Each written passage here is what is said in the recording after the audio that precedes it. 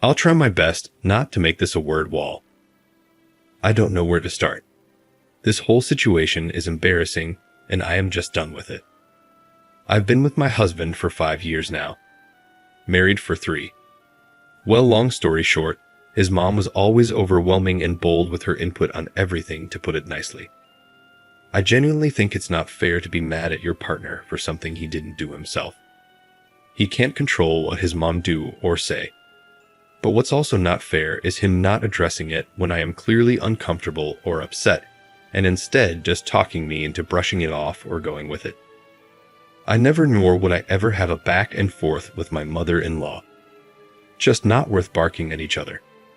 I always kind of brush it of if it's a snarky comment or if it's a better way to do something in her opinion. I'll just tell her thanks for the suggestion, but we are fine. It's actually true, the saying, when you marry someone, you marry their family.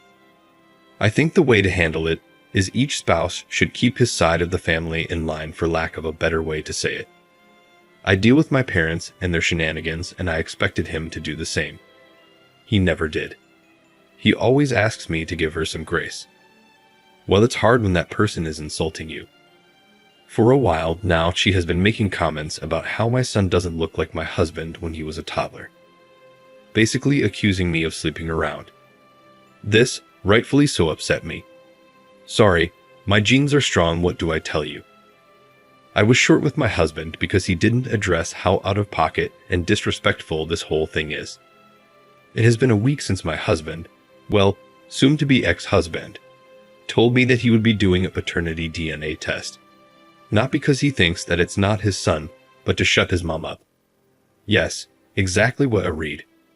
I don't know which one is worse, him accusing me of cheating or this shit. But all I know is this is audacious. I didn't cheat, and I am not concerned one bit about the test results.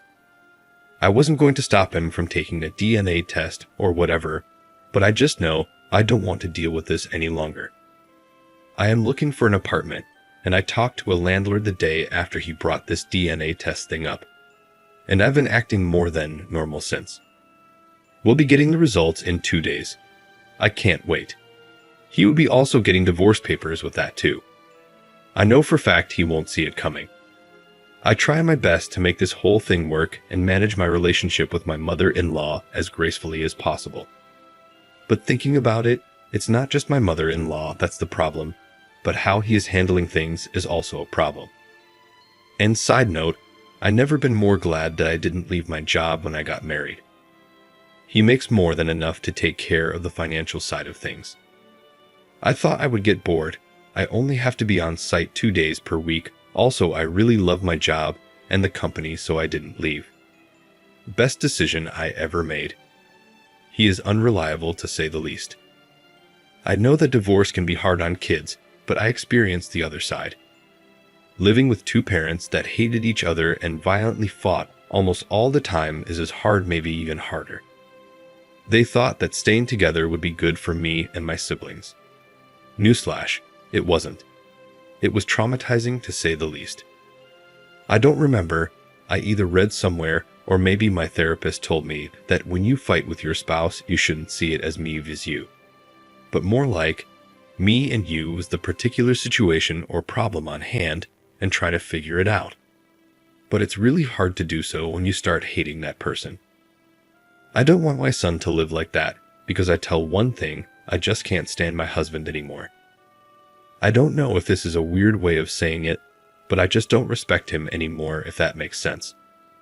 I just see an unreliable man, and I know for a fact that our fights won't be the same as before.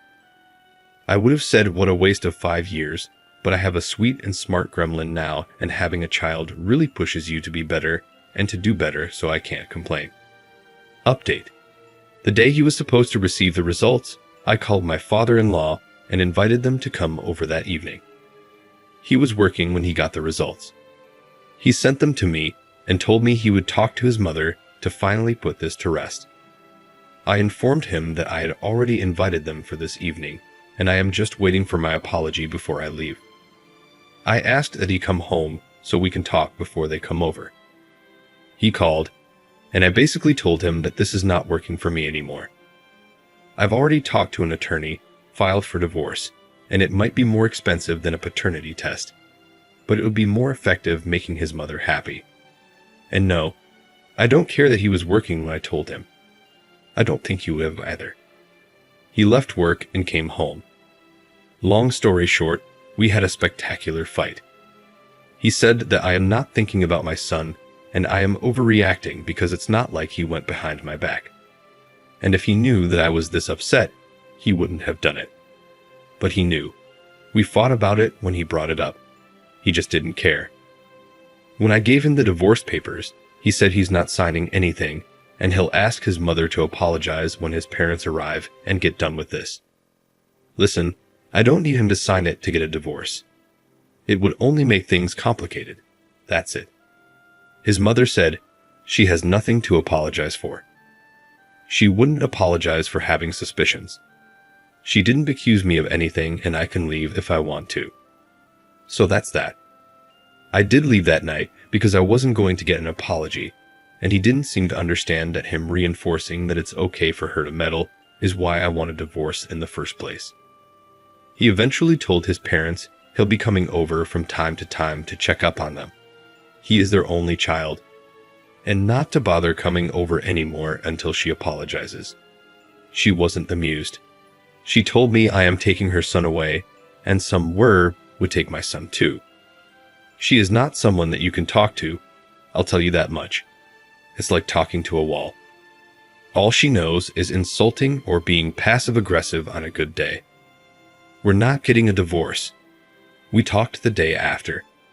He said I can always file for a divorce, but we should at least try couples counseling because he doesn't want to co-parent. Edit. He doesn't want to lose his son, plain and simple. Although it's not like, if we were to get divorced, he wouldn't be able to see his son, but whatever. He did say, when we talked the second time, that he can see how he was wrong, especially knowing his mother. He also mentioned that he'll just shut her down if she meddles this time. But what can I do with just words? I hope he can learn a thing or two on how to deal with his mother in counseling, because she is truly overwhelming. If counseling would help him understand that a couple means two people, not three, and our marriage is a bit crowded right now, that's enough for me. People saying that I am overreacting in my last post made me ask myself, do I actually want a divorce or am I just mad? I wanted the divorce at the time. It seemed like the only solution. But if counseling would help us, I can try to work things out. I hope this is a good decision. If not, I am not stuck.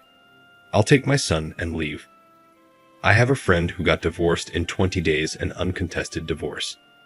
When you were on the same page regarding how things would be divided, including custody, it's a matter of how long the court would take to review and finalize the divorce, and you'll be done.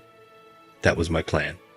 Nonetheless, I am the one working from home, and my son is still so young. It's totally up to him.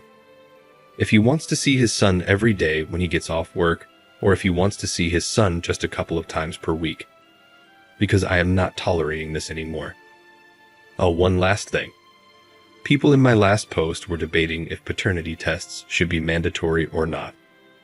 I thought that from what I wrote, it was clear I didn't cheat, and I have nothing against the paternity test itself.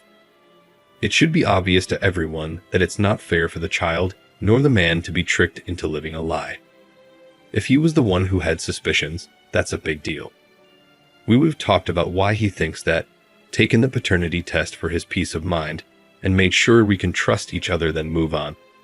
All without anyone interfering, let alone requesting the paternity test. Edit 2.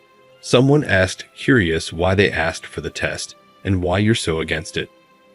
I don't want to assume there was some troubles in the past, but I feel like there's a lot of lead up and information left out here.